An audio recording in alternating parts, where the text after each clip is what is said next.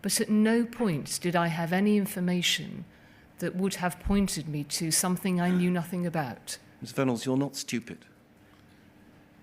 You studied French, Russian, business as a degree. You then worked for well-known companies in the UK, Whitbread, Argos, others. You rose through the ranks at the Post Office to become its CEO. You were pushing forward under network transformation. You've been quoted as saying that you want and you see a future of the Post Office opening up more branches, 30,000 branches in the future. That was you, Ms. Vennells, at the time. A vision you were expressing to everyone that asked about what you could see for the future. Yet here, all of these facts were adding up to there being a real problem, a really difficult problem to chew over, right the way through 2013. You failed, didn't you? You failed to get into this on your account. You failed to ask the right questions. You couldn't be bothered, could you, Ms. Vennells? The risk was too great. Looking under that rock, you're going to find a problem.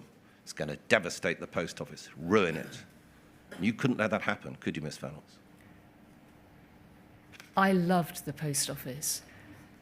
I gave it...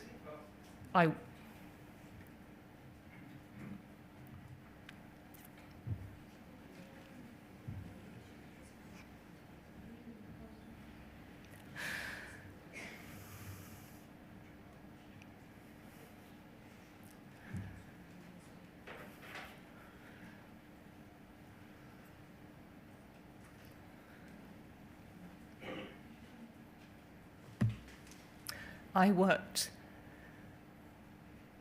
as hard as I possibly could to deliver the best post office for the UK. It would have been wonderful to have 30,000 post office branches. That would have been the best outcome ever, to have had more post offices in more communities.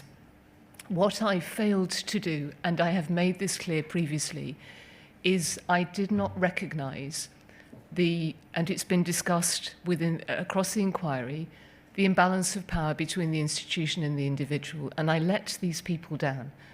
I am very aware of that, and we should have had better governance in place. We should have had better data reporting in place that meant that we could see what was happening to individual postmasters and to the system.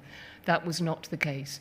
At no time did I put the Post Office over the cases that were brought forwards.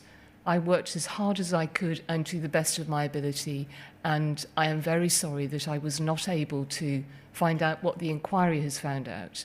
I don't know today how much wasn't told to me. I do know information that I didn't get, and I don't know in some cases why it didn't reach me. But my only motivation was for the best for the Post Office and for the hundreds of postmasters that I met. And I regret deeply that I let these people down. There are no words I can find today that will make the sorrow and what people have gone through any better. Ms. Vennells, that's humbug. You preach compassion, but you don't practice it. For example, with Mr. Castleton, he was even closed out of the mediation process. And you know why that was, don't you? I'm sorry, I cannot recall the detail of that. I wasn't personally involved in which cases did or didn't go into the mediation scheme. It so deeply moved you, you said in your statement, it was so shocking, yet he was locked out of the mediation scheme because, of course, he was an illustrious scalp that could be used, a precedent that could be used in the GLO. What happened to Mr. Castleton is completely unacceptable. At the time his case was not taken through the scheme, I personally wasn't involved in the decision, but the Post Office took the decision based on legal advice. Yes. It was wrong, Mr. Henry. I completely agree with that. And what happened to Mr. Castleton is unforgivable. And you instigated no investigation into why £321,000 of public money was used to crush him and grind him into the dirt.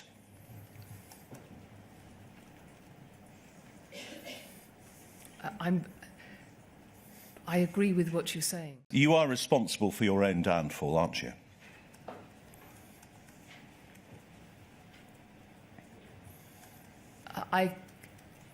From when the Court of Appeal passed its judgment, I lost all the employment that I have had, and since that time, I have only worked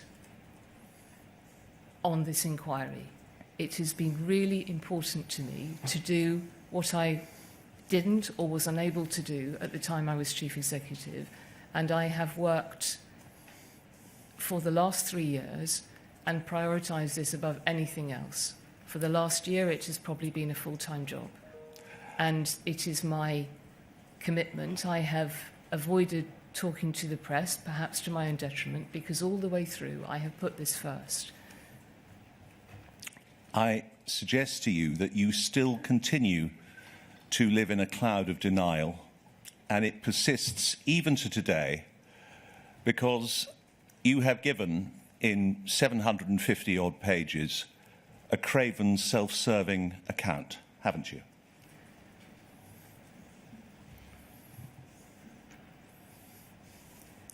I didn't know. Nobody told me. I can't remember. I wasn't shown this. I relied on the lawyers. I have tried to do this to the very best of my ability.